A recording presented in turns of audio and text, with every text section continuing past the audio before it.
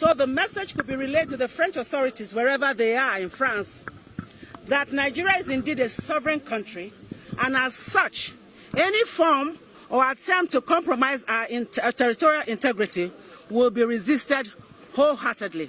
At this point, I want to stress, Nigeria was not colonized by France. Therefore, they have no business coming to toy with our lives here. We are aware that some vested interest was not happy with the gains made by the Nigerian government and especially our dear President Muhammad Buhari, in the fight against terrorism. As such, they began providing logistic support under a cover called humanitarian whatever to the Boko Haram fighters. They also assumed the role of the mouthpiece of the Boko Haram terrorist group. They use their state medium to promote their nefarious activities and to give them the needed psychological boost, claiming human rights for people that have been raised, trained to kill fellow Nigerians by them. The movement against slavery and terrorism wishes to state categorically and on unequivocal terms that France is indeed responsible for the resurgence of Boko Haram attacks in Nigeria.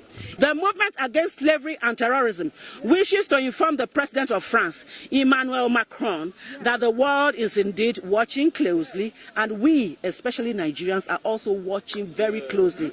And should the French authorities not halt the spread of terrorism in Nigeria, the day of reckoning is indeed near, and very, very near. We are also aware that the actions of France are hinged on economic benefits, given the avalanche of economic resources in northeast Nigeria, particularly the Lake Chad Basin region. This is indeed an attempt at recolonization. What did I say? It is another attempt at recolonization by France after we have been colonized by Britain. We are not under France, and we will not allow for France to come and colonize us again by violence, which by all standards is peril and won't stand the test of time, because Nigerians will resist every move with passion. Let me pause here and give you one statistics. In March 2008, listen to this quote and please put it on record and on your medium. Without Africa, France will slide down into the rank of 23rd power of the world. That is, quote and unquote, former French President Jacques Chirac. Another quote and unquote, without Africa, France will have no history in the 21st century, by Francois Mitterrand. This was a prophecy given in 1957. Now, I want to digress a little bit. In 14 African countries are obliged by France through the colonial pact to put 85% of their reserves in the Central Bank of France. That is not enough for them. Under the French Ministry of Finance, in 2014, Togo and 13 other African countries still have to pay the colonial debt, which they do not owe, to France. African leaders who refuse to pay are either killed or victims of coup d'etat, and those who obey these oppressive conditions are supported and rewarded with a lifetime rulership and not leadership of their people.